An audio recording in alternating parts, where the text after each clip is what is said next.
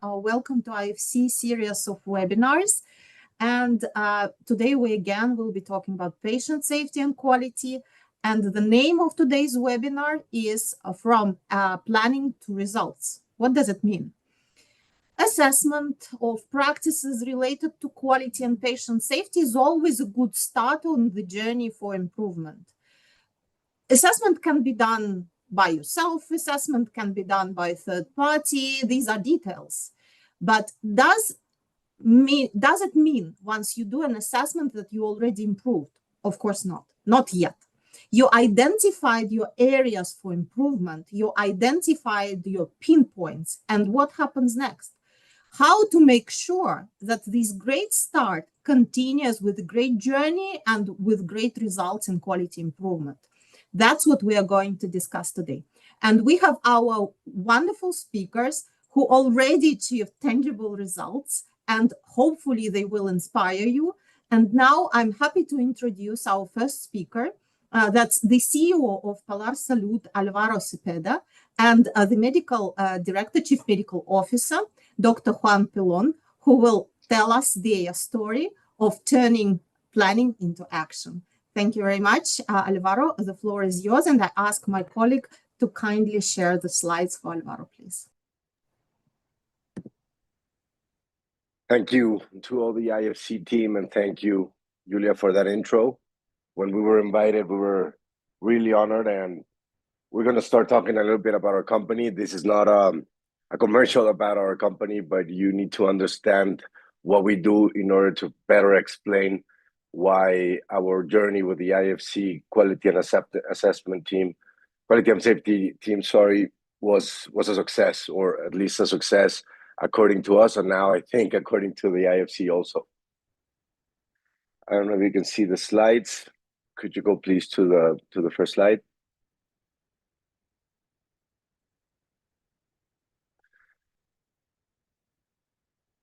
So what is Polar Salud? Polar Salud was founded 2 years ago with the purpose of providing accessible medical services to an underserved segment of the population. This is very important because in Mexico, you have a lot of hospital groups that tend or take care of certain demographics. They're taking care of in upper demographics, and the public sector takes care of lower demographics. But there's a big chunk and there's a big up and coming middle class of the Mexican population that basically has nowhere to go. They cannot afford the classical offer of hospitals that there is available in Mexico. And they don't want to go to the public sector because, if you know, Mexico public health sector has a lot of challenges right now. Go to the next slide, please. And to the next one. I mean, well, we can leave it there. But what are we? We're basically standardizers. We are a consolidating project that purchases hospitals that are already in motion, right? So we need to understand what is valuable in the hospital that we purchase, and we need to understand how we standardize fast. And there is the whole vertical about safety and quality. We operate under the principles of competition, right? So we are very efficient as operators by optimizing expenses and costs, but without compromising investment or innovation in safety and quality. And this allows us to increase sales and translate those efficiencies into the best possible prices for the market, again, ensuring the best safety and quality. And that's where the IFC assessment team comes in. This is the overview of our current platform. So this is not, with the intent of showing you how many hospitals we have. This is with the intent of showing you that this is real standardization, and this is very fast standardization, and this is something that it is not very natural to the hospitals that we buy before we buy them, right? So you have a small hospital with 30 beds in Mexico. That's not actually that small, but you have a hospital with 30 beds prior to our purchase, and basically it operates however it wants. Some of them don't even comply with local regulation or federal regulation. And after we purchase it, what comes first? Do you increase the top line? Do you increase efficiencies? Do you connect or inject your standards for quality and safety, this is where you need to prioritize, and this is where you really need to care. Without sounding too obvious, you need to start for what you do for a living, right? And what you do for a living is taking care of patients. So you start with safety and quality, but you don't have the resources to start with safety and quality, because before you start with safety and quality, you need to take the hospital to certain levels, operational levels, specifically speaking about regulatory operational levels. You need to make the hospital a normal hospital in regards of how they do things, right? So this is where everything intertwines. You need to invest that money. You need to really care. You need to obviously take care of your quality and assessment team, and you need to have a very clear path of what you need to do. And again, this is where the IFC team comes in, because what they did, and Dr. Juan Fernandez is going to go into detail on this. What they do basically is just they give you a very clear direction of what you need to do and what time frame should those things should be taken care of, right? Could you go to the next slide, please? Again, just to go through our current network and for you guys to get sensibilized about our integration, we work in hubs instead of having different hospitals around all of Mexico, all of the country. We try to operate in hubs, and this has two effects. One, you can have better operational synergies, and two, you can have a better control. Maybe control is not the best word, but a better relationship with the local doctors. So we have a hub in Toluca. It's a very close city to Mexico City. Could you go to the next slide, please?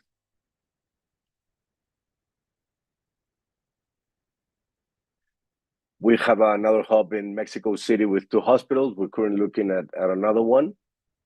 Next slide, please. We have another hub in Puebla. I am currently there in Puebla. We went to see our hospital and our doctors yesterday.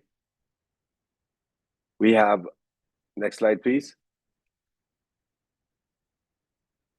We have another hub in the metropolitan area of the state of Mexico. We have 4 hospitals there. And this was, Intermedica was our last purchase. We got Intermedica a couple of weeks ago, along with Futura. There are 2 hospitals in this zone, and they came into the platform a couple of weeks ago again. So we've been quite entertained. And the point of this is to try to, to show how standardization is a challenge, right? You have the platform, Polar Salud, you have a single purchase, then you have the local regulatory problems or the local implementation of your safety and quality processes.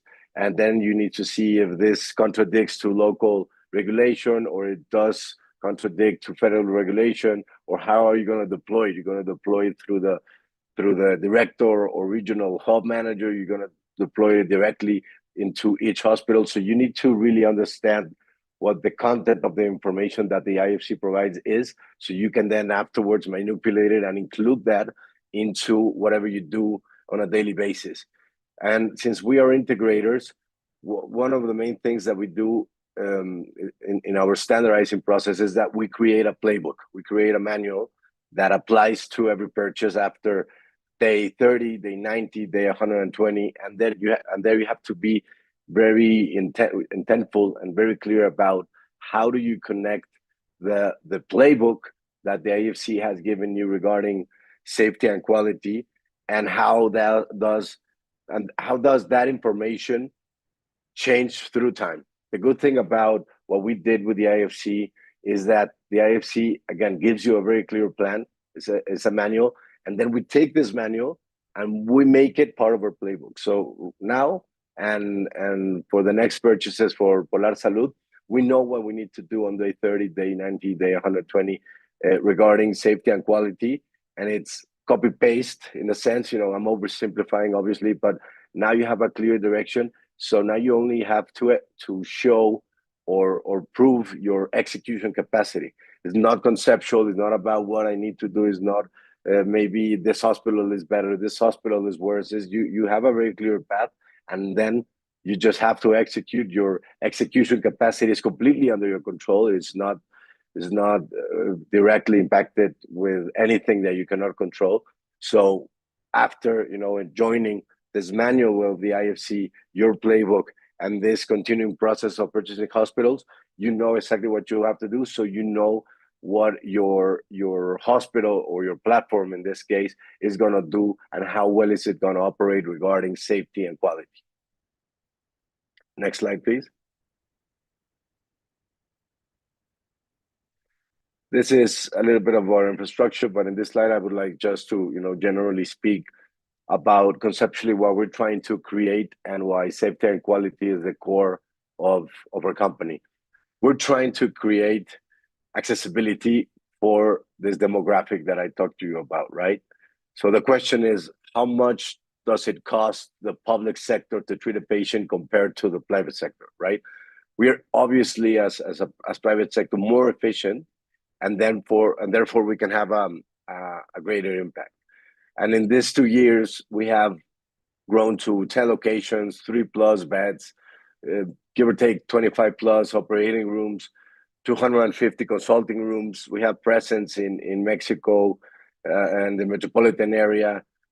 We have a very important and big social project in a place near Mexico City called Valle de Bravo.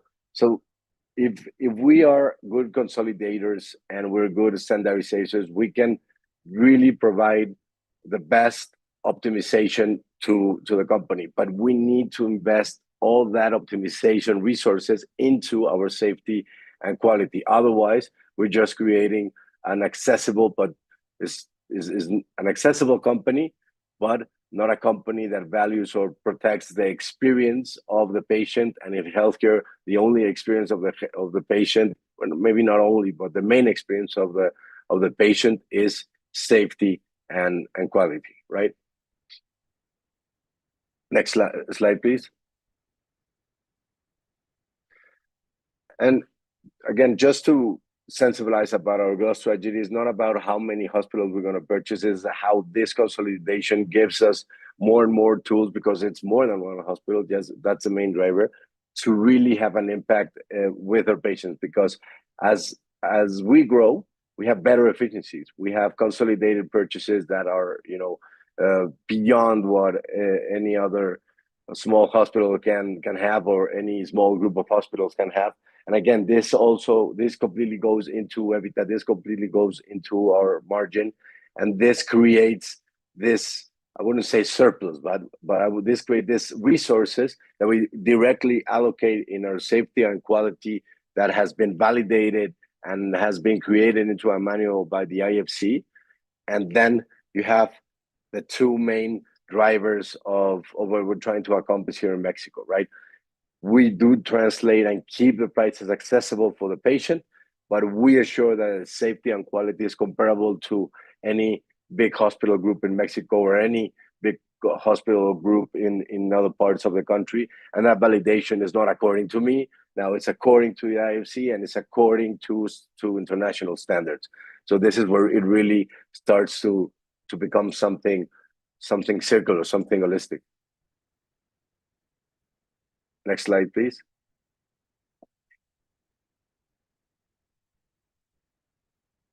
I talked about how we create our value, how we try to become very efficient operators. I think this is enough information about our project, and now we can start to deep dive about what we did with the IFC and the safety and quality team.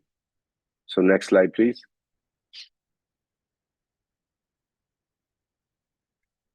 A growth plan, just for you, to have a clear view of the map where we at. This visual help for everybody that does not know Mexico, does not know what we do in Mexico as a project. Next slide.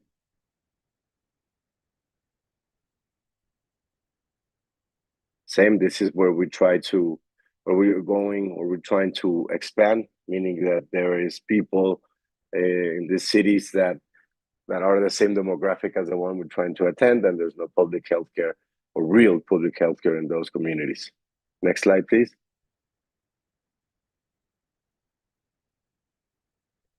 This is some basic information about the market overview. Everybody has their own challenges in emerging economies. Everybody knows that safety and quality is the first thing that is, kind of looked upon as the thing you do last, because first you have to make money first. You need to understand your financial leverages, and then you have to go into safety and quality. This is again something that as companies in emerging markets, we need to rethink. Obviously, this is not a statement that applies to everybody, but we've seen it in Mexico over and over. First, you start a project, then you get the money, then you invest that money, and that investment has to give dividends before you actually start thinking, what am I doing on the long term regarding safety and quality? And we try to do it the other way around. We cannot think to ourselves as operators or as standardizers if we are not first thinking about what are we going to do on our medical part of the business? What are we going to do regarding our patients and our doctors, right? So this is the opportunity we're trying to tackle, and this is the way we're trying to tackle the opportunity. Next slide, please. Some general demographics about, the opportunity in Mexico regarding beds in private hospitals per capita. These numbers are probably very similar to other emerging markets. Mexico, I think, has a real issue, but again, this is what we're trying to tackle, and we've been doing it for the last 8 to 9 months, completely guided by what the IFC implanted on us as a manual of safety and quality. Next slide, please. So, how was the experience with the IFC evaluation team, or better yet, how was the preparation prior to the evaluation? We had virtual sessions with the IFC evaluators, Manuela and Javier, which were essential to understand the scope of the evaluation, right? We didn't even understand what were they going to check. And although each meeting carried certain sense of nervousness with the team, obviously some pressure to meet requirements, the experience and professionalism and commitment of our team and the Polar Salud team provided confidence, motivation, and clarity on the objective. So we're kind of proud also to explain and say that the success of the plan was also created because our team were very avid to take into this project, and they really believed into this project, but they were different heads. They were different hospitals, they were in different cities, and they were all very invested in this. And I think the introductory sessions were very helpful for them to buy into the project and really understand that this was going to have a great impact into their particular hospitals. And obviously we did this as a platform, but again, this is the kind of challenges that we face, because it's just not a meeting, it's just not one hospital, it's just not one hospital director or one chief of staff or one chief of HR. It's a lot of people in different locations, and this becomes more and more challenges for a project that is already challenging by itself. Dr. Pellón, if you want to interrupt me or add something, please feel free. You can raise your hand. I cannot really see you in the invite, but again, please just come in whenever you feel that you want to say something. Yes, I'm okay. When I can start when you say. Okay. So this collaborative effort made it possible to consolidate a very comprehensive approach to presenting both the daily hospital operations and the documented processes, right? And the documentation we had to submit were hospital infrastructure licenses, blueprints, the whole CapEx projects that we were planning to do into our hospitals, the organizational chart of all the hospitals. And all of these documents were work in progress, because again, as consolidators, as standardizers, we were thinking, what is the best structure? What is the best organizational chart with shared services for our company, but does this resonate or does this comply with what we're trying to also do in the safety and quality? Because you can also always be thinking about optimization without thinking that you're obviously going to need a team that challenges optimization or challenges cost effectiveness, because now you have to really understand how serious you want to be around safety and quality, right? We also provided clinical and administrative human capital structure, productivity, quality, hospital and safety indicators, institutional protocols, policies, procedures, certifications, accreditations. And again, this is a Frankenstein constructed by all the hospitals that we had. And the IFC was crucial, not only in providing this manual, but into consolidating the information that we already had, that we were in the process of consolidating. So if you are in the process with the IFC, or you're thinking about including the IFC and you have some challenges similar to what I'm talking about right now, it's imperative that you go through with the IFC, because they are very helpful in creating that real content of information with additional hands provided by the IFC team, instead of having to do it all alone as a company.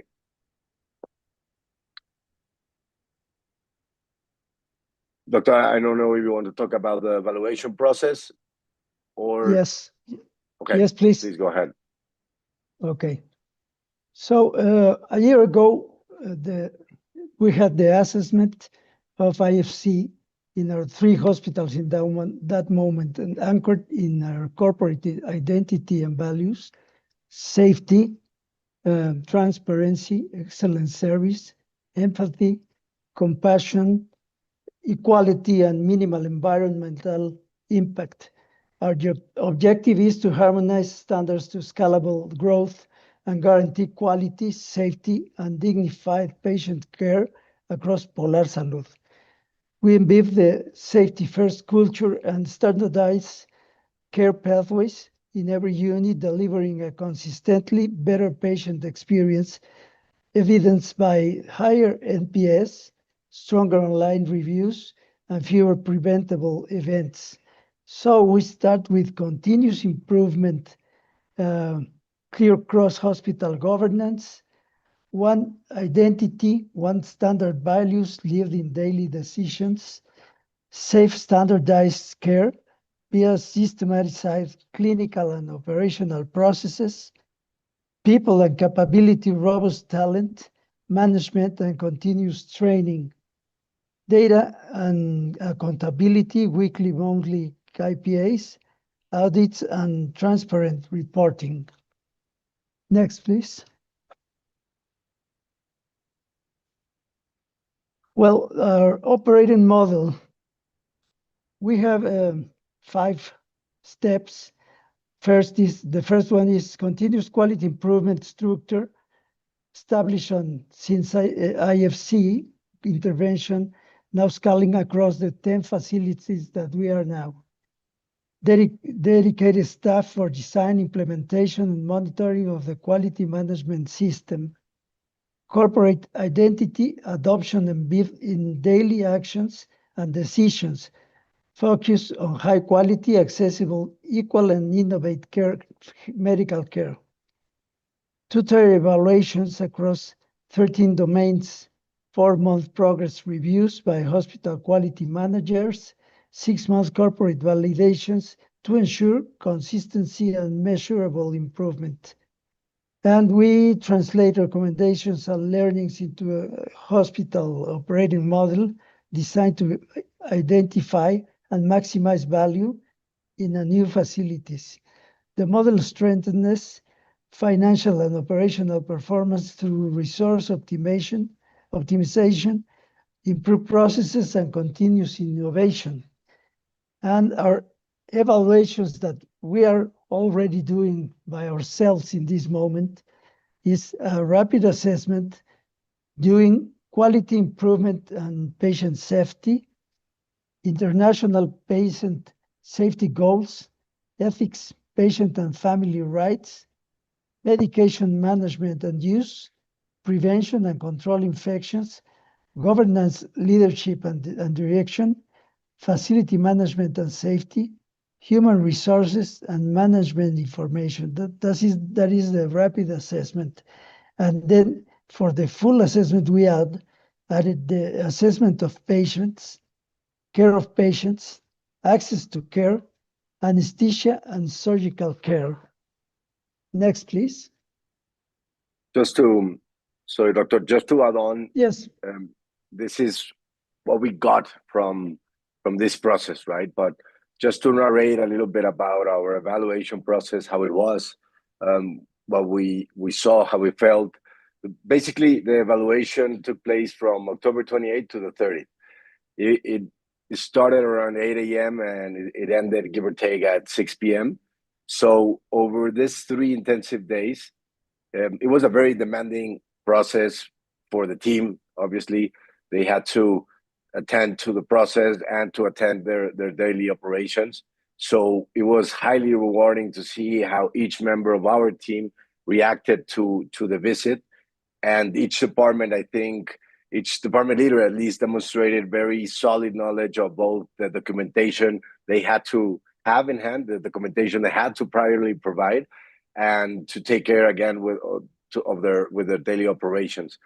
And this, following the tracer methodology used by IFC evaluators and our leaders, this basically came across through the areas that Dr. Peyon was talking about: governance and leadership, international patient safety goals, ethics, patient and family rights, quality and patient safety improvement, infection prevention and control. I don't want to repeat all the ones that the doctor said, but all of these in each of the hospitals, in each of the 3 hospitals that were evaluated, with different people, because the people were not duplicated, with the start, because we didn't have a really consolidated safety and quality team. The start of our safety and quality team with Dr. Amparo, it all started to come together, and the IFC, instead of just saying, this is what you're doing wrong and this is what you should do better, really started to help the team see that us as Polar Salud, as integrators, as new owners of the business, we're really investing in safety and quality, that we brought into our system experts that were going to help the hospitals. And I think that was not only good for our assessment, it was good as a whole for the culture of our company, because we just had purchased those hospitals, I think, the last one 6 months prior to the evaluation. So it really helped us, demonstrate to our own people and to our own future project that we were really serious about investing in safety and quality. And it was a great stress test, in quote unquote, for the whole team and for obviously us in senior management. And just to end that idea, I think staff participation for us was remarkable, because even some departments even requested additional evaluation time on their own. And those hospitals or those areas that were not expressly visited, they asked the IFC team if they could, have a prior visit, or they could have a call with the evaluators. So this is, very, very important for us, because we understood that our team had high level of institutional commitment, and we didn't know that prior to the acquisition. So it was very fun and very rewarding to see this happening with the IFC team alongside with us. Okay, I would like to add that it was amazing, the response of the employees in the 3 hospitals in the assessment of IFC. Everybody was ready to collaborate in all aspects, and in order to do things better and grow professionally with the assessment. So it was really great. And as Alvaro said, we were working for 3 days in each hospital, full time, and everybody was ready to work with the people of IFC. Well, we started a new model an operating model for quality, with the support of the top management. We set a new head of safety and quality, and each of our hospitals has a manager for quality. So we are going really fast to achieve our goals in quality and safety. We are growing every day, and everybody is involved in this goal, in this way of doing things. Next, please. So, sorry, just to add on in the same slide, what we're trying to portray here, sorry, to the prior slide, basically, this is very important. It's not only a org chart. This is the chief medical officer is directly connected to the money, right? To the CFO, to senior management, meaning the CEO and the COO. If these three things are not connected at the service of the chief medical officer, these things don't work. We need to provide the resources.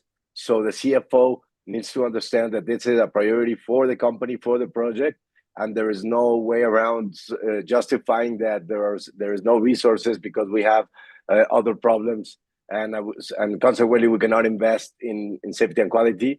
The COO needs to execute and let the chief medical officer operate whatever we're trying to do in safety and quality through the whole hospital network. And me, myself, in this particular case, need to make sure that this is part of what we think and say and feel and do every day within the company, meaning that this is part of our culture, this is part of our strategic short and long-term plan, and that, again, this resources and this money is invested consequently and continuously into the project. And that way, we don't only operate and are efficient and consequently give accessible prices to the market. We assure that those accessible prices to the market are accompanied and aligned with safety and quality. Again, it's very obvious. It's a very obvious idea. It is a very simple idea, but the execution of this and the way you do it means if you have success or you fail in the road. If you just try to be cheap, or you just try to be accessible, or you just try to be, the best hospital regarding safety and quality, and you don't really have a plan to balance this out, and you don't have a very clear strategic plan where you say, even when my resources are scarce, are low, or even when I'm having operational problems, or even when I'm having difficulties, having pressure from the board or the investors, this is the plan. And this plan is not movable. This plan is not negotiable. And this plan is rooted and anchored in safety and quality, and not the other way around. We cannot start giving or not providing the resources that we said we were going to give safety and quality because we had a problem. It's the other way around. But this structure and this idea means that this works this way, right? Again, being very obvious. But even if you take me away from the equation, even if you take the COO away from the equation, even if you take the CFO away from the equation, this works this way because it was planned this way, right? Again, it's not dependable on people. It's the core operational model of our business. And that's the only way I think you can have real safety and quality, and you need advisors for that. And that's where the IFC comes in. But the IFC is not really going to change everything within your company if you do not have this core structure. Okay. Yeah, as we say to our team, to our quality team, is not quality and safety is not just a program, it's a way of living. And we are really sure that this is the way of transmit our culture of quality and safety to all the organization. Well, we have established control and documented information. We have a lot of issues that we are now controlling in all our hospitals in the same way. So we have standardized all the information and the documents that we have in all the hospitals. Next, please.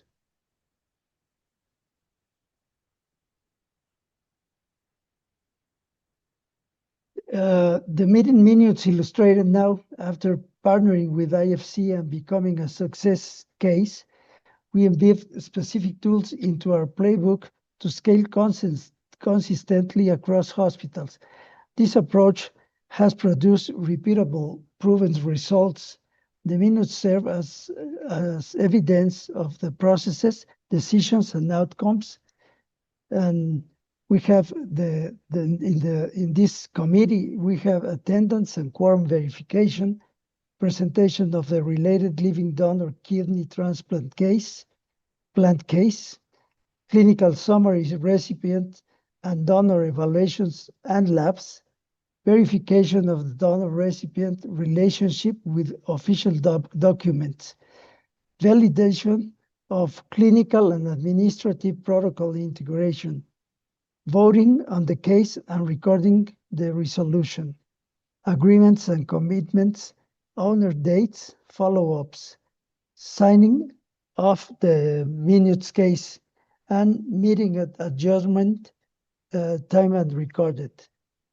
Building on of our IFC partnership, we created an internal transplant committee with clear processes to review donors and recipients, confirm compatibility and documentation, and record votes and follow-ups, ensuring safe and consistent outcomes across hospitals. Next, please. Again, just to follow on the idea of Dr. Pellón, I think that our follow-up and continuous improvement plan was very, very easy to apply, because based on the results that we obtained, all hospital leaders were very connected directly to the IFC through working sessions, and they addressed the observations immediately because they were working with the IFC team on an almost daily basis. So our follow-up plan was really easy to establish and to execute. And this is very helpful for us as operators, because now we did not only have, what are you not doing right list. You had a very clear plan on how to turn around that list, and also, be proud of what you were doing good, because this was a very evident list of things that also portrayed things that we knew that we were doing good, but it was now validated, and the team were proud to see that acknowledged, and obviously think that there were areas of opportunity, and they were very able to start resolving them. But again, from a very positive standpoint, because a lot of what we did good was evident with the processes that the IFC gave us on the follow-up and continuous improvement plan. Okay. Another important committee is the mortality committee. We established the committee and dedicated analytic areas to reliable track discharges and deaths from January to August 25 in this moment, turning insights into repeatable improvements across hospitals. And we have a roll call and verification of quorum, presentation of the mortality report and mortality rates, stratified as overall perinatal, infant, maternal, and women reproductive age, status update on medical staff training, compliance for proper completion of death and fetal death certificates, review of monthly determinations, adjudications, analysis of causes of death, follow-up on quality, pathology indicators, attendance, and knowledge. Next, please. We have also testimony and evidence. Facing the IFC QA sheet benchmarked above the CSG standards, our initial concern turned into commitment with expert trusted guidance and the steady leadership of Manuel and Javier. We prepare with conviction, and our teams felt comfortable, engaged, and motivated, openly showcasing evidence workspaces and everyday practices. So we strengthened the quality function and at operation and institutional and corporate levels with clear ownership and cadence. Policies and care processes upgraded and standardized using best practices and evidence. Internal control, evaluation scaled across the Polar Salud network. Centralized evidence and documentation with standardized templates, checklists for audit readiness. Continuous follow-up on findings with long-term objectives and time-bound actions. Executive feedback loop establishes for leaders strengths and improvement areas. Next one, please. Again, just following on what Dr. Peyon is saying, the big takeaway that we're trying to transmit here is that institutional protocols and documentations were modified within Polar Salud to strengthen the quality and patient safety. And these actions were implemented tangibly, resulting in very visible improvements for patients, visitors, and internal staff. And some of these processes and resources are still in progress, obviously, because they're very complex in their nature. But they remain part of the institution in regards to continuous improvement, because now that we have the guide with the IFC, we need to further understand what new things are going to come within us or are going to be created from our own operation. But that 100-day follow-up plan proposed by the IFC is now part of our playbook, and we are creating a broader document, if you wish, that aligns with maybe different goals that were not initially seen in the first visit or in the first 3 hospitals that the IFC visited, right? But now we have a way of work. We have something that is very relatable, that is applicable in every hospital, that leaders understand, and we just need to make that document better. But we have an incredible base that now helps us operate in a standardized ways regarding safety and quality. Okay.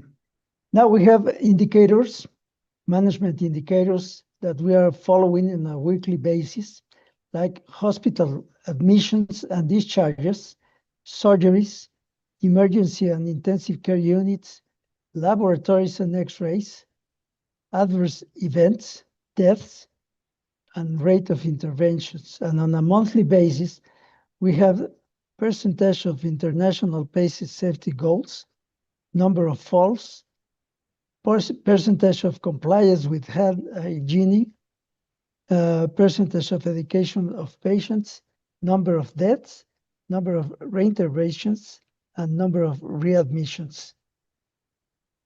Next, please.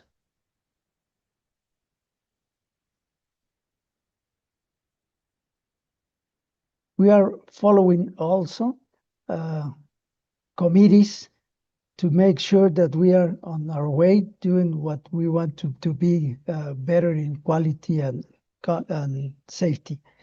So we have the Transfusional Medicine Committee, Internal Civil and Protection Unit, Medical Equipment, Hospital-Acquired Infections, Pharmacy and Therapeutics, Pharmacovigilance, Technovigilance, Supplies, Mortality, Medical Records, Safety and quality of patients in a monthly basis, transplants every 4 months, and medical ethics every 4 months.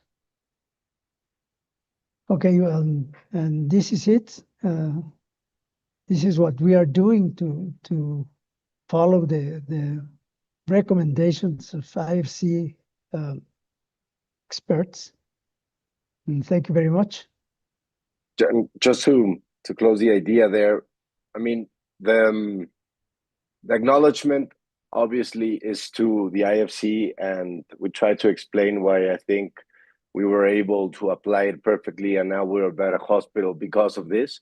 But also, I think that the acknowledgement is also for the team, for our own team, for the people that are near the patients, and for the people that are operating the hospital, because the support and trust provided by our team were fundamental pillars for the successful execution of the process, obviously. But I mean, if you don't have a committed team and you don't have the cultural structure to really acknowledge that this is the main driver of the company, then these things are just, you know, seen as more work and not more pay, right? So it's a way of seeing the process, not only applying the process, right? And their ongoing commitment has been key to addressing the observations made by the IFC, and this is driving continuous improvement toward the excellence in our hospital care, but with a clear guideline provided by the IFC. So this is where we really matches up, and this is really where I think you can destroy or create the success that we're talking about here, right? And this is not only an achievement for our 3 hospitals, or the 3 hospitals that were evaluated. This is an achievement for the whole Polar Salud platform, because now this is part of our playbook, like I said before. So now we do have a very clear path for the next purchases, for the next 30, 60, 120 days. And this is very peaceful for our minds in senior management, because we know we're in the right direction, and it is not interpreted by me or by Dr. Peyon. This is factual, and this is execution, and this is ops, and this is things that we are very used to. So we can be assured that thanks to what we did with the IFC, now we have something that we can replicate, best practices, and eventually elevate the standards across all levels of care in our hospitals. Thank you. Thank you so much, Alvaro. Thank you very much, Dr. Juan. It was a very interesting story, and I think it was especially interesting for our guests who joined representing networks, because really you are in very challenging conditions, growing so fast, acquiring absolutely different facilities, a variety of facilities with totally different scope of services, different level of quality and patient safety, compliance, etc. So you are really in very challenging conditions, but you were able to reach a lot. I can already tell. Even your measurement system that you mentioned is already quite a bit of effort. So I just wanted to sum up a little bit what Dr. Juan and Alvaro said before we move to the next speaker. So if somebody asked me to name 2 keywords to describe the case that we just listened to, I would say system and capacity. So these are the 2 things that I think worked well for Polar Salud. First of all, being intentful. I'm just quoting Alvaro's phrase, being intentful and being systematic. That's A. Building your structure is B. Building capacity. And I see there is a lot of discussion in our chat between different guests and participants, and also even some IFC team. Thanks a lot for being so active about the role of capacity. Capacity is key, I would say. So if we're talking about any type of diagnostics of quality and patient safety practices, whatever you have, yeah, like self-assessment, somebody else external assessment, first take a step back and review your capacity. And that's what Alvaro was talking about. That's what Dr. Juan was talking about. Think whether the current structure meets the demand and whether you have enough team and enough team members to address all the challenges. This is key, and without it, the car just wouldn't move. Yeah, even if you have a very detailed action plan, even if you have a very detailed assessment report, you will need somebody who will be driving change forward. And thank you very much, Polar Salud team, for sharing the organogram. The organogram is very good really for networks, but also it might be good, it can be actually used inside the facility, yeah, because it has the top level, and also it has the quality managers in each facility, but for a single facility, it would be quality champions in each department. So first, build your capacity, strengthen your capacity, designate people, train them, and make sure you can rely on them, because project team and capacity and structure were mentioned several times. Next, systematic approach. Also, Dr. Juan and Alvaro mentioned several times that during the assessment, during the diagnostic exercise, the team was very involved and was very dedicated. So what we see as kind of mistake, so that you lose that motion, you lose that passion, because sometimes there is a big gap in time between the diagnostic and some actions being implemented. So the team loses faith in it. They think, oh, it was just something, nothing's going to happen again. And they lose the desire to change, and they lose the belief in change. So being systematic, demonstrating that, yes, we're still on this journey. We are doing weekly, monthly, whatever check-ins. We are doing monthly, weekly measurements. And we have various teams, that project teams, committees that function. I think in this case, this is something that worked and something which might be borrowed for your own quality journey. So thank you very much. And now we're moving to our next speaker. And the next speaker is Dr. Mohammed from Al Taseer Hospital. So Dr. Mohammed, the floor is yours. Just once again, please type your questions and answers in the chat. There are already lots of questions for Alvaro and Dr. Juan. And we will have a Q&A session after Dr. Mohammed's presentation. So don't worry, we'll answer your questions. Thank you very much.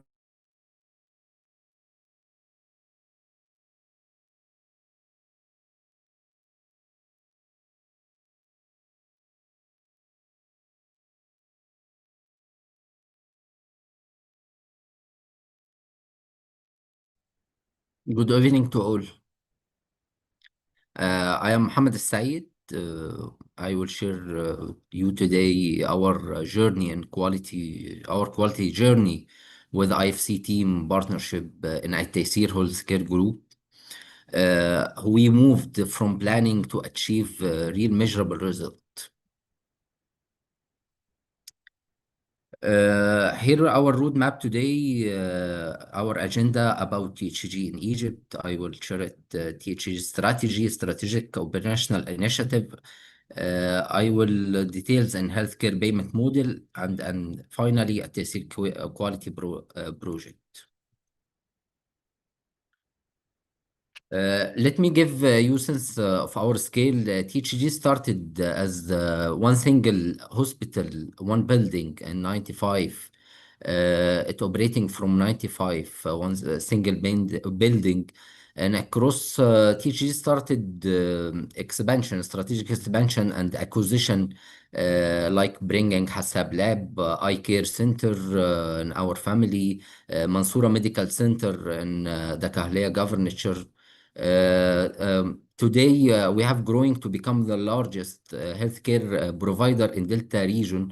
Today, we have a collective capacity over 400 beds and more than 50 labs and branches.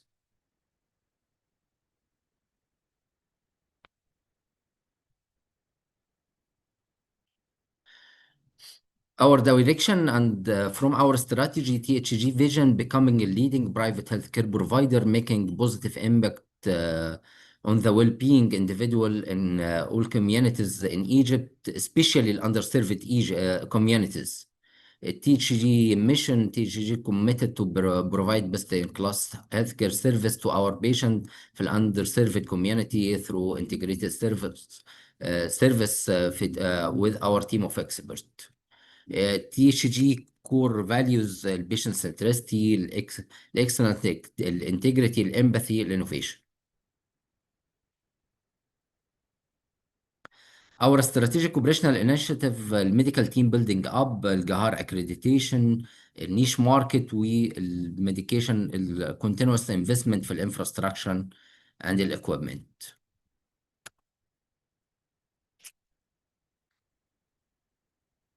To understand our strategy, you first have to underand our mind. Our mind is the quality is a cost or expense, or it is opportunity. Healthcare, to understand this question, healthcare payment, we know to understand what is the healthcare payment models in Egypt. Healthcare model in Egypt, it may be service versus value. The healthcare market, it's essential versus option, and necessity-driven choices, quality evaluation gap, information imbalance. There is two model of pay for service and pay for result. The old way is pay for service, volume-based payment, outcome disconnected, efficiency challenges. Pay for result, outcome-based, quality initiative, efficiency focus, evidence-based practice. The key benefit of pay for result, patient health improvement, cost efficiency, accountability, and the system sustainability.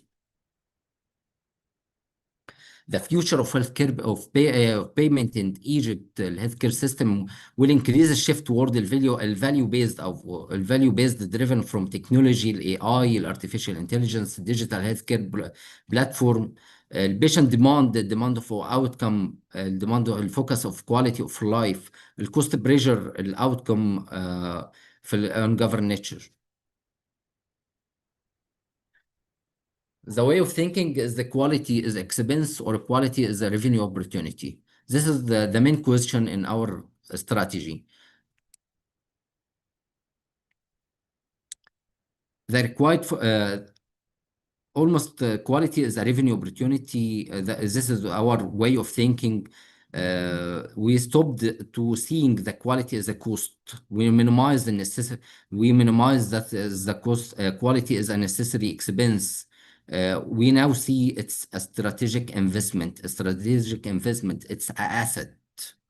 We believe that the investing in quality is the most sustainable path to superior financial performance and sustainability for financial performance.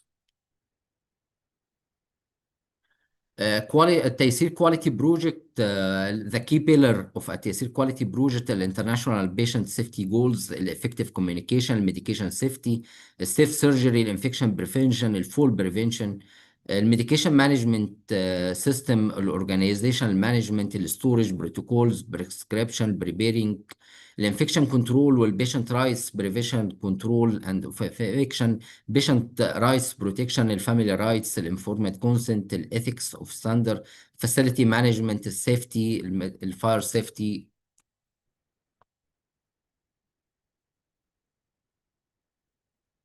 Our stage of transformation with helping of IFC team, our journey followed a clear 4-stage of path.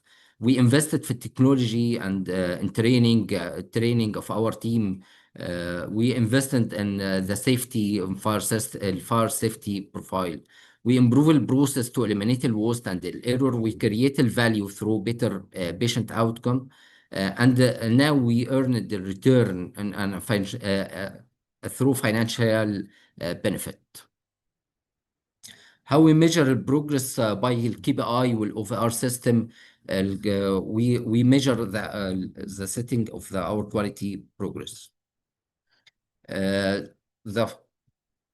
final IFC team analysis to us, we are focused on effort. We deliver clear, powerful outcome. 35 reduction in adverse event and mistake. 42 reduction في medication error. 28 reduction in hospital acquired infection. There is a number of aren't just matter. Thank you to all. Thank you. Thank you, IFC team. You are putting us in the right way. Thank you very much, Dr. Mohammed. Very pleased to hear. Thanks a lot for sharing your story. And I think the key today is that really some of the slides that we will share with you, of course, can be printed out and can be used in your daily activities. And for Dr. Mohammed's presentation, I would definitely recommend to print out the slide, which changes the mindset and attitude to quality as a revenue driver. I think this is one of the key points today. There were certain things definitely that were mentioned and that can be taken out from today's webinar. And one of them is definitely that it's culture of changing the culture of staff and changing the mindset. And this slide of Dr. Mohammed can really be a good instrument, good tool to change the attitude. We already talked today about different angles of operational team and medical team, the attitude. And there has been a lot of discussion in the chat about the role of leadership. And we talked about it a lot in our previous webinars. That's definitely one of the key factors of success, is that leadership supports the idea of quality improvement and supports the quality team and quality champions in their journey. And Alvaro also mentioned today that fact that the organogram was even developed with support from the management team. So of course, all of these are factors. That's why I'm repeating them again, because we were thinking that your key takeaways from today's webinar will be specific how-tos and practical tips, as always, that you can start using already tomorrow when you go back to your work tomorrow, so that it gives you inspiration to move on in this journey towards quality improvement, which is never easy. We understand that. We all understand that. That's why we learn from each other, and that's why we inspire each other. So thank you very much for being so active today, both in the chat and in the question and answer section. We're now starting our Q&A session. So Dr. Mohammed, can you please stop sharing your screen? And we will have to be very efficient with our questions today, because lots of them come different ways. There were some in the chat, some in the Q&A, some arrived by email even. So shall we start about, once again, what were major challenges? They were a little bit covered today, but I think this question is important for everyone today, for all our guests. So to both facilities, Al-Taseer and Polar Salud, can you please reflect what were the major challenges for you and how you successfully overcame them? Just maybe one or two cases. Who would like to be the first? Alvaro, do you want to answer this question, to be the first? Yeah, sure. I mean, one challenge was the language barrier with the documents. Obviously, Javier Manuel speaks Spanish. Most of the documents were in English, and our local team didn't speak English, or not all of the team speaks English. So we have a basic but yet relatable situation that, you know, made us do things differently, and we had to be maybe more involved in some processes to really let the people understand what was going on when there was a language barrier. But other than that, I think that the interaction with the evaluators, the documents that the evaluators gave us, and the improvement plan were extremely easy, and that's one of the main reasons that this thing was successful with us, and what I tried to explain. But other than that, I wouldn't say that there were any real challenges that were not easily, you know, solved. I don't know, Dr. Juan, if you have another opinion. Yeah, thank you very much, Alvaro. Yeah. Yeah, I would like to say the big challenge has been to establish a new standardized culture based on service, quality, and safety for our patients.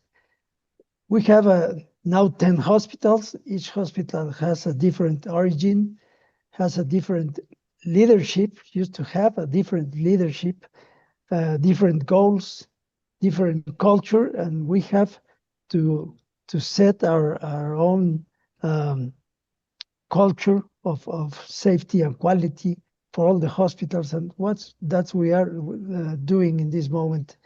And the leadership of each hospital and the support of the top management has been the key words to success in this program.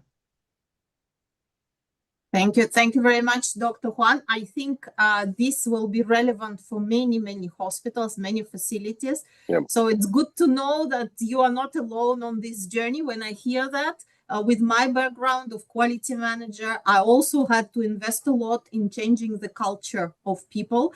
Because when Alvaro said it's the language barrier, sometimes even if we're speaking the same language nationally, yeah, we're speaking different language, the quality team and the frontline staff, they are speaking different language from the point of view of culture, because they don't understand the necessity of quality. Sometimes they don't understand the terms. So it's literally different language. So thank you very much for raising this concern. So Dr. Mohammed, and what was your biggest challenge maybe, and how you overcame it? The resistance of change of stuff. The resistance of change is one of the biggest challenges interface us. The helping of the mind of leadership and the support of leadership by systematic and the KPI and incidents and of our system is the rule to solve it. Yeah, thank you. Thank you. Yes, that's a great point. Yeah, motivation schemes for staff, support of leadership, involvement of leadership who demonstrate example, and our audience agrees with that in the chat. That's one of the key factors of success, that's for sure. We are talking about hospital staff. We're talking about hospital leadership. But in this whole interaction, which is called medical care provision, there is one very important player, another one, third party. It's a patient. So we already talked a little bit today about patient education, and in the Q&A section and in the chat, lots of times there were questions about what do you do with your patients? How can patients support quality improvement? How do they understand it? Yeah. So how do you educate them? How do you make sure that all the three parties, yeah, management, frontline staff, and patients, they all smoothly interact? So what do you do with your patients? Any programs, any, I don't know, leaflets, anything? How do you involve them into this process of quality and patient safety improvement? Patient complaints is another element. There were lots of questions how you deal and how you work with patient complaints. Yes, I mean, safety and quality is our responsibility, and we literally get paid for. So it's our whole responsibility to really make sure that this is happening, and that on the other side for the patient, it's basically seamless. They don't see anything but it's the excellence, right? And that is hard to do, because in order for them to have a seamless process inside our hospitals, you have to do everything right, from administration to ops to quality and safety to everything, right? So we try to measure the success of our quality and safety through the NPS and through our reviews, right? And if patients externate that they're happy, then we're on the right track. If not, we need to take care of it from within. Obviously, this is a different problem for each hospital. Some do it better, some are more early on, some are more advanced in implementation of these processes. So it depends. But I think that towards the patient should have a seamless experience where everything just works. And if everything does not work perfectly, then we didn't deliver. And that is our job. Thank you. Thank you very much. And Dr. Mohammed, and what's your experience in Al Taseer with this? How do you interact with patients? And by the way, thank you very much to the audience for the comment. I didn't mean that the patient is a third party in its importance. Of course, from the point of view of importance, it's number one party, but it's a third element, because all we talked today mostly was the role of leadership and also the main team, the frontline staff, but we didn't touch the patient much, yeah? But this is a very, very important key element. That's why we want to address this area during our Q&A, but thanks for this comment. Patient supported program, we make a patient supported program with a specific team on Al Taseer on our quality program, responsible for KPI, special KPI for better outcome, better experience, lower effective of cost. That's what we do. Okay, yeah, thank you.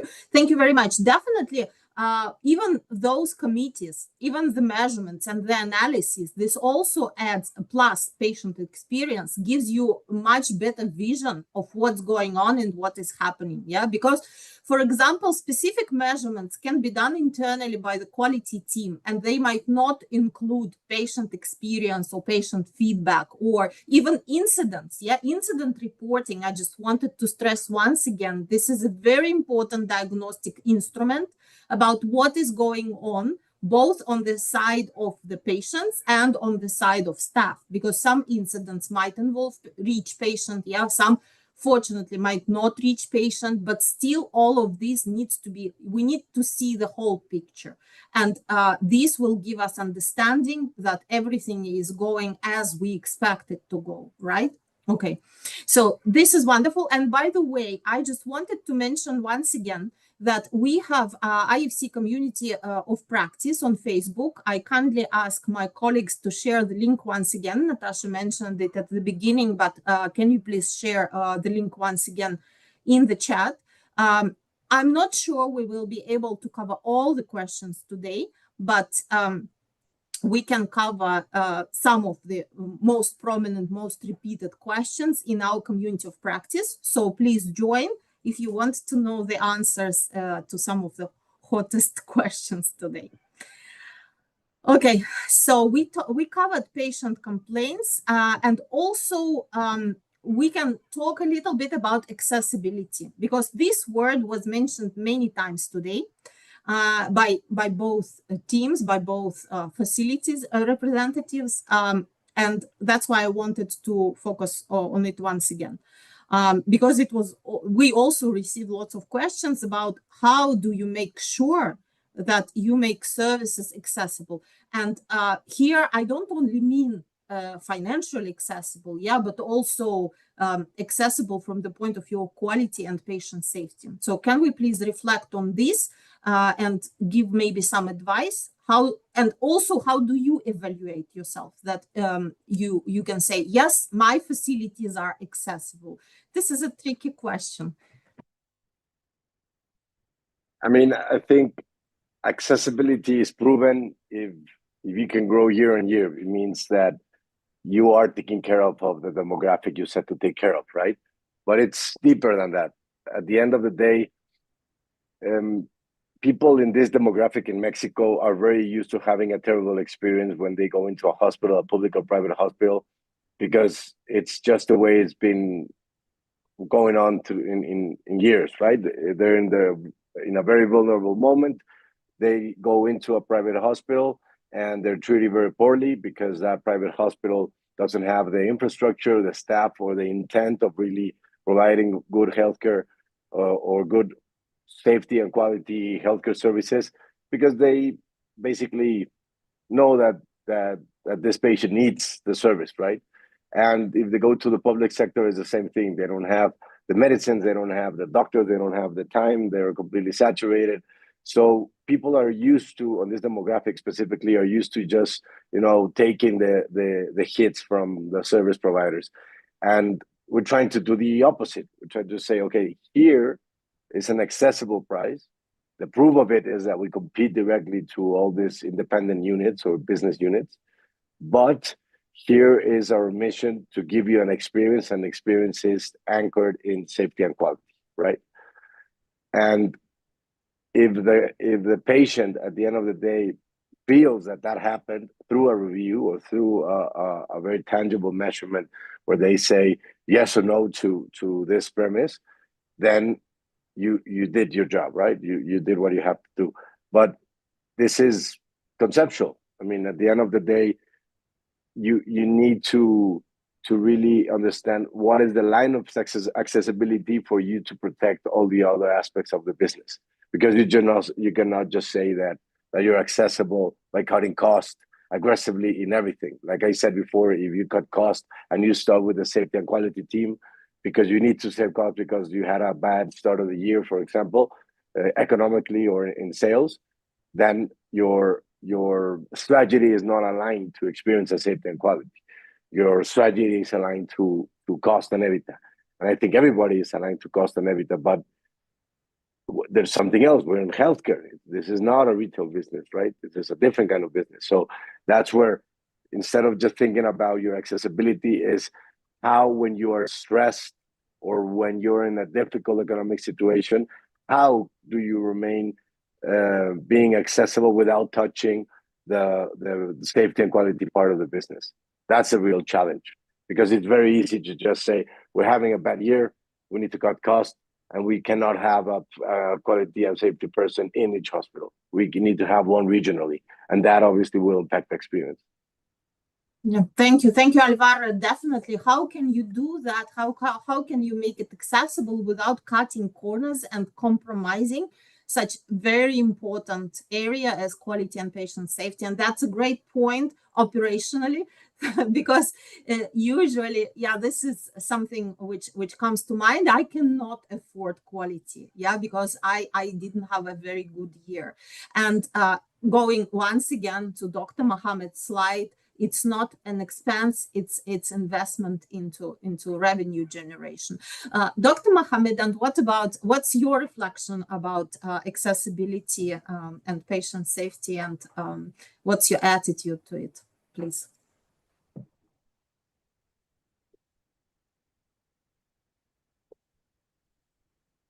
Patient safety, it's a goal. It's important. It's an important thing. It's a goal. It's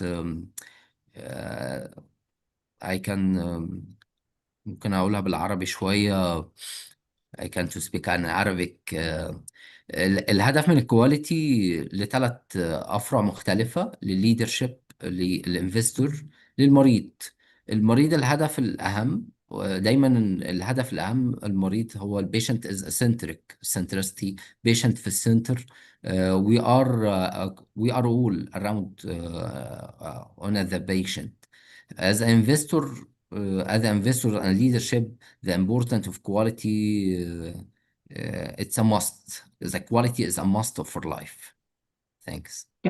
Yeah, thank you. Thank you very much, Dr. Mohamed. So we have just several minutes left. And one of the questions that I definitely wanted to cover today is actually about measurement. It was very impressive. We received, again, from multiple sources, lots of questions about how to measure, what to measure, etc. First of all, I wanted to remind once again to the audience that we have a list of measures in the presentations of our speakers today, and we will share the slides with you. This is A. And B, so how can you make sure that all the indicators that you list, they are actually measured? Because this is also something, some angle of turning planning into action. We sometimes see cases when indicators are listed, but somehow the data is not being collected. Every month there are some challenges, one way or another, nobody to measure, no data, difficult to access data. So Alvaro presented a great list of indicators that are measured on a regular basis. How did you manage to do it? And Dr. Mohamed as well, how do you manage to measure and get the data collected and analyzed? This will be very useful insight for our audience, I think. Like I said in the panel, I mean, the IFC does a lot of the heavy lifting. It is something that you receive. It's material, it's information, it's a list of things, and that you basically translate it into your playbook and to your daily operation. So it's very easy, if you work with IFC, to really understand how are you going to measure whatever it is that you implemented on the next day. Obviously, this directly correlates and connects to our own KPIs. This correlates and connects to our NSP, and this correlates to other operational indicators. And I mean, Dr. Peñón, if you want to include something, please feel free. But the thing is, this has to be easy. If you spend a lot of time just collecting data, trying to report, trying to understand the numbers instead of really analyzing the numbers, then you're just with good intents, you're giving your best, but you're obtaining little. You need to have a clear measurement process. And what we did basically was take what the IFC gave us, and we connected it to all the things I just said. Thank you very much, Alvaro. Yes, Dr. Juan? Yeah, I will add that we are measuring on a weekly basis, monthly basis, a lot of indicators. We just set some of them, shown some of them in the slide, but we have more than 150 indicators to measure of quality and safety for all the departments and services of the hospitals. They have goals, and we are measuring the achieving of these goals on this basis, weekly or monthly, to know how are we growing, what decisions has to be taken to achieve that goals, and to make better the safety and quality program for the patients. Yes, thank you, Dr. Juan. Yes, I agree. Yeah, and thanks a lot, Alvaro, for raising this point. It shouldn't be too time-consuming, really, and don't try to measure everything from the very beginning. Yeah, move gradually. First, measure a specific group of indicators that you're comfortable with and for which you already have easy access to data. So it shouldn't be something really like taking a lot of effort to get that data. Start measuring it, and then gradually add on new indicators, and then it will not be exhausting. Yeah, and you will be actually inspired by the results, inspired to move on. Yeah, with the system of measurement, because measurement is key. It also tells you what's going on, as we discussed. Yeah, patient feedback, lots of other things in incident reporting system. Measurement is another very useful diagnostic tool. Please do not neglect it, because it also gives you feedback how well you are doing in specific areas. Even how you measure also tells you a lot, whether your staff need more training, whether you need to strengthen your data collection systems, because if some numbers come really strange and you then check on their clarity, you also can improve certain processes, and that's why it's a very, very useful tool. Dr. Mohammed, and what about measurements in Al-Tasir? And by the way, if you are more comfortable speaking Arabic, then our audience can use the translators. If you change the channel to Arabic, to translation to English, and then if you speak Arabic, then it can be translated. Or maybe you are comfortable speaking English. Measurement and accountability, the two important player, KPI and the OVR system. The KPI measurement area for patient safety, for medication safety, infection control, staff compliance, all compliance, patient satisfaction metrics. الKPI وداشبورد enable leadership to make a quality improvement decision. OVR system والincidence report inform quality improvement initiative وhelp الفocus area على on organizational learning. That is it. Thank you. Okay, thank you. Thank you very much, Dr. Mohammed. So just a couple more questions. I think actually one question, because we're running out of time, unfortunately, but questions keep coming. The role of trainings. The role of trainings is part one of the question, and a second part of the question, which will be very good to conclude. Yeah, what advice you can give to our audience if they want also to move actively from planning to action, but just in one sentence. Of course, all of our presentations today, they were kind of lots of pieces of advice, yeah, how to move on, but maybe just in one sentence. So role of training for staff and what worked well, how to organize this training, and even for the project team or for newly appointed quality managers, which is always a challenge, or quality champions. Yeah, this is number one.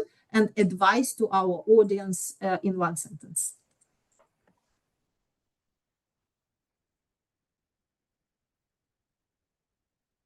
Somebody wants to go first, or?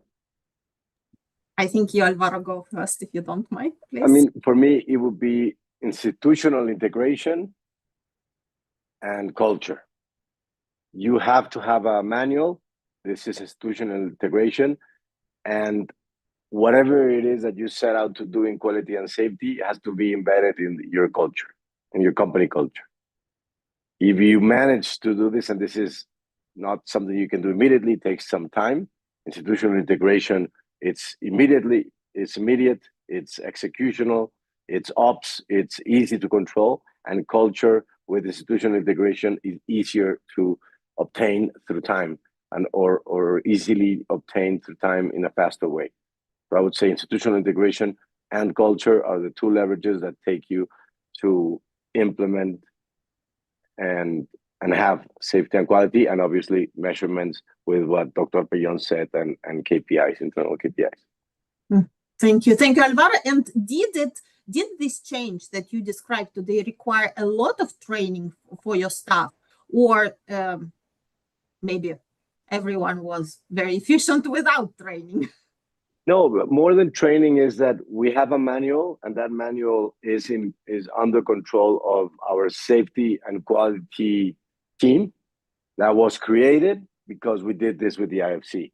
Obviously, maybe we would have eventually created some version of this, but it was not on the plan of the company at that time.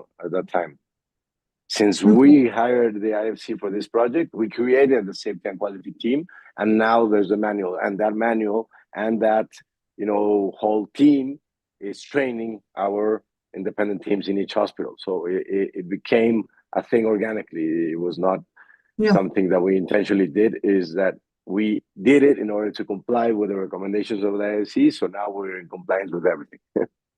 Yeah, thank you very much. Yes, this approach, train the trainers and then trainers train the rest, is really very, very efficient model. Yeah, and it works well, and it's also kind of time saving and effort saving model, because it's easier to transfer knowledge, again, part by part, gradually. And this is directly related to culture, like I said. Yeah, because now this person is empowered. It's proud of what they know, and they trickle down this information into the next person, and this is empowerment, and this gives them culture from within themselves. Yeah, exactly. And there were questions in the chat about like the role of nurses, that we're talking about quality managers more today, but also there are roles for nurses and for heads of nurses. Everyone has a role in quality. Every single staff member in the facility has a role in quality. It's just all this gradually moving, transferring knowledge on quality improvement, training, of course, but not all at the same time, which is physically not possible sometimes in big institutions. So gradually transferring knowledge, training the trainers, and then training further. Yes, that's the approach that works and proved its efficiency. Okay, Dr. Mohammed, can you please give us just a little piece of advice for the audience, how to move on, and also maybe just a couple of words about your training, and we will conclude.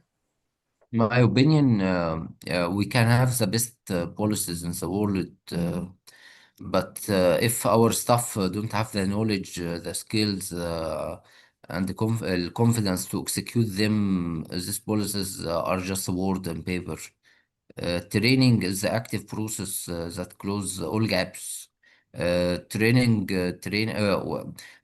Taysir, we made training academy linked to our HR department with rewarding system for all the staff members on the quality and and other point of view. Thanks. Okay.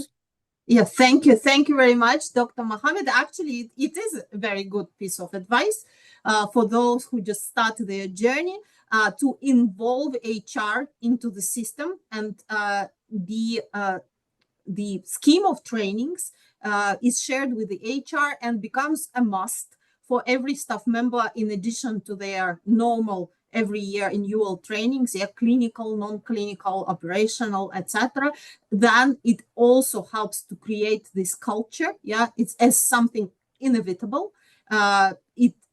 It then becomes part of DNA. We all know that each year we have our quality training and refresh our knowledge and test our knowledge, and then you just start believing it and you start to know that it's part of your daily activity. Thank you so much to our wonderful speakers today. It's time to conclude. We're running out of time. Thank you very much for our audience and guests for staying longer today with us. Thank you for being so active in the chat. Good luck with your quality journey and quality improvements. Hope you learned something new today and you will be able to implement it shortly after, and it will increase safety for your patients, who are number one, of course, and not a third party. Thank you very much and have a great rest of the day. Bye-bye. Thank you. Bye-bye. Thank you. Thank you all.